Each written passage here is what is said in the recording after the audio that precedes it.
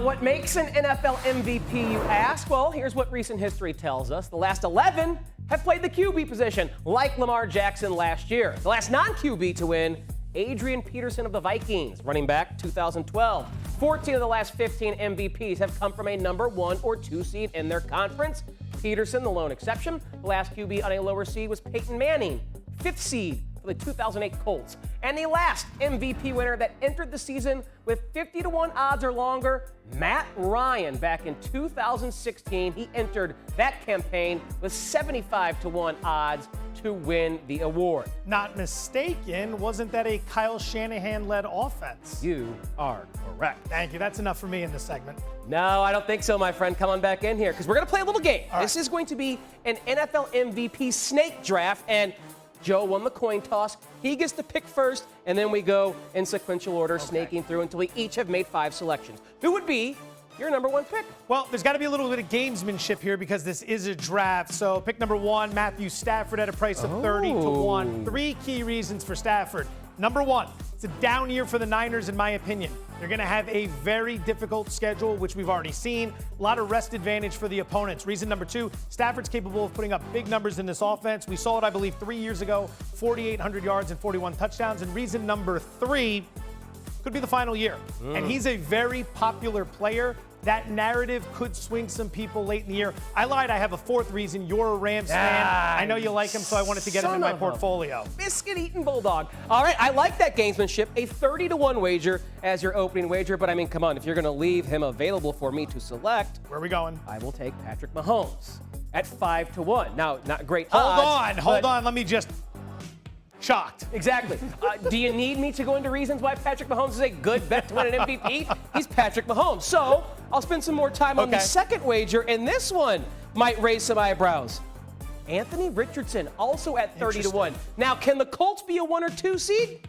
I don't know. But the last QB that won without coming from a 1 or 2 seed was a Colt, and his name was Peyton Manning, because his statistics... We're just correlating those two. Everyone here? Okay, fair. Go ahead. Statistically, he could do something that is crazy. 1,200 rushing yards, 3,500 passing yards. If he continues to build off that very small sample we saw as a rookie, he was dynamite. And I like that price like you at 30-1 for Anthony Richardson. I want to get ahead of the curve on a guy who could be the next Lamar Jackson. They were better than people realized last year. They were 9-8 straight up, 9-8 against the spread. No one gave him any credit because Houston surprised everyone. Shane Steichen did a really good job with that team, so that's interesting considering what he can do with his legs. All right, 2 picks for me. Yep. This will be the shortest price I play in this draft if things break my way. Joe Burrow, Cincinnati Bengals, 9-1.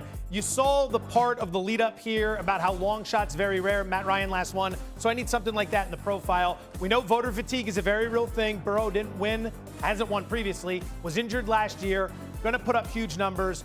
Offense is fantastic. 2-year stretch, 9,000 yards and 69 touchdowns from 2021 to 2022. So he'll be on the list. Number 3, back to the long shots. Deshaun Watson, 75-1. Oh, my goodness. If you've been watching this show for the last couple years, I've made a lot of bets on the Browns that haven't won. I've made a lot of bets on Watson that haven't won. But look, you're going to put 75-1 out there. That's a 1.3% probability for a guy who had 4,800 passing yards and 33 touchdowns in 2020. This team won 11 games with 5 quarterbacks last year. If he ever rekindles what he was, I want to be there when you're putting a price like that out there. So a little bit of beer money on that one. Question is, will he rekindle that? I am skeptical, but hey, 75-1 is 75-1. Again, if you're going to leave it out there for me, why don't I get the guy who has the second shortest odds to come through? Josh Allen might be like a lifetime achievement award. He's been so close to winning an MVP, and now with Stephon Diggs gone, if the Bills win the NFC or AFC East again, I should say, and you turned me on to this one as well. How about Kirk Cousins? 35-1. Again, the last time we saw someone enter a season with longer than 50-1 odds, it was an Atlanta Falcon quarterback. And I know it's not Kyle Shanahan coordinating this offense, but at least Arthur Smith is gone, and you have Raheem Morris and Zach Robinson, who come from Matt Stafford, Sean McVay, LA. And Kirk Cousins, I know they drafted Michael Penix, but they're paying this guy $100 million, and they have weapons, plays indoor. We've seen him put up great numbers with the Vikings. If they surprise as a 1 or 2 seed in the NFC, maybe he's a play. You have to win a lot of games to win this award. You saw how many guys over the last 10, 20 years have been 1 or 2 seeds. That is a soft division. You should be able to stack up 10 or so wins if things go right for Atlanta. And then from there, you build upon that. Suddenly, we're having a very real conversation. Okay. Nicely done. All right, final 2 picks. Aaron Rodgers at 20-1. You had to do it, didn't you? It's the Jets, right? Like the Jets don't ever win. The Jets aren't ever successful. They could have been last year, but he got hurt after 4 plays. Imagine if he's healthy and they're very successful this year. It's easy to show that he was the cause for all those good fortunes. I want to be there if that happens. It feels like a great opportunity to brag to everyone. See, I jumped on the train when it mattered. Concern, though, about voter bias. Because it is humans voting for this, and there's some humans who don't care for Aaron Rodgers. The fact that he turned down the vice presidency to come back and play, I think is very noble. He's ready. Very noble. I think a lot of people will look at that and say, you passed on your civic duty to come back and help the Jets and serve New York. And what greater civic duty is there than getting the Jets back to the Super Bowl? You got one last play? Let me put him up here, actually, now after all that. Final one, another long shot. 50-1, Kyler Murray, Arizona Cardinals. Okay. Shop around on this one. You can find 60-1 out there, so I'd advise looking for the best possible price in these futures. But here's the thing with Murray. Upgraded in several different regards. They brought in Marvin Harrison Jr. The offensive coordinator, Drew Pertzing, fantastic. Yeah. Fantastic with what they did last year. They were a very competitive, feisty team. And like I said, I think the Niners are going to be down this year. I like the Rams to win the division, but they might come out of nowhere. We haven't seen him really play all that well or healthy for a couple years. People are down on him. That's the price, but he is a number 1 overall pick. He is a former offensive rookie of the year. Yeah, I think that's the completion of my notes. Right, well, I thought I had more, but we ran out. Kyler Murray may not have the inches as far as height, but the stats to get there as an MVP, running the football and throwing it, I think he can do that. All right.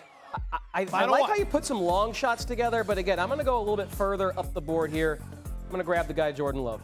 Okay. No one taking Lamar Jackson, though, in our top 5, which is kind of crazy. Jordan Love is good. Why? Win a playoff game. Like, do something. I know it doesn't matter for this award, but that's what hurt Embiid last year with the whole Jokic thing. I think the voters take their frustrations out the next year, but sorry, go ahead. This is a guy at 14-1. We saw what he did last year. If that was not fool's gold, if that was not a mirage, and the Packers win the NFC North, which everyone's just given to Jared Goff and the Detroit Lions, I think he's got a great offense with a head coach there in Matt LaFleur who is dynamic as far as building a game plan for a quarterback who can do things, again, with his arms and his legs. Everyone up there, except for Cousins on my list, has that dual threat ability to some degree, and I think adding that element to your stat line is important for a league MVP. I can see them being a 1 or 2 seed in the NFC if that defense holds up. There's a lot of opportunity. People are very excited about them this year. Are they going to be able to handle the weight of the pressure? There's no pressure this year. This season, everyone's going to be looking at that young team with expectations. How close were you to C.J. Stroud? I'm surprised he didn't make the list. Just too short. I mean, 3rd shortest odds, tied with Joe Burrow. I love what he did last year as a rookie, but I mean, come on. What are the chances he gets even better than he was as a rookie? He could still be great and have like a little regression. Let's get a third voice in on this. Anita Marks, an MVP when it comes to handicapping what we do for fun and games around here. If you had to pick a team to join with these MVP wagers, you like Team Tyler or Team Joe? And Joe, you know I love you, and we disagree all the time. Probably my favorite pick for you is Matthew Stafford, but Aaron Rodgers, he's turning 41, dude. We don't know if he's going to make it to game 18, right? And who knows? Joe Burrow's been getting injured already as well. So I need to go with Tyler here. And Tyler, believe it or not, my favorite 2 picks for you is Kirk Cousins as well as Jordan Love, believe it or not. I mean, listen, we know Mahomes is a no-brainer, but I'm with Joe. I'm shocked. I use the word shocked that C.J. Stroud is not on this board and Lamar Jackson to run it back. Well. Dudes, what's going on? But if I had to pick a side, it would be with Tyler. That's fair, but no more Lamar Jackson. We're done with Lamar Jackson. Everyone has seen enough of Lamar Jackson. Tremendous regular seasons. It might be a regular season award, but it's human beings, like you said, voting on this. They saw him flame out again. You're not going to hand another award to that guy. And remember, it was down a little bit last year in terms of the competition for the award. Burrow got hurt. Allen struggled for half the year. Jalen Hurts fell off a cliff. Prescott was okay, but not great enough to push it over. Herbert never materialized. Lawrence never materialized. Purdy was fighting with McCaffrey. There were so many good options that weren't there in competition. There's going to be better competition this year, and he's out. Well, then I'd like to give a big congrats to 2024 NFL MVP Lamar Jackson. Since, of course, we went through all this exercise and didn't put him up there, he's going to shove it right in our face and win a third. Well done, Joe. Thank you, Anita. How about that?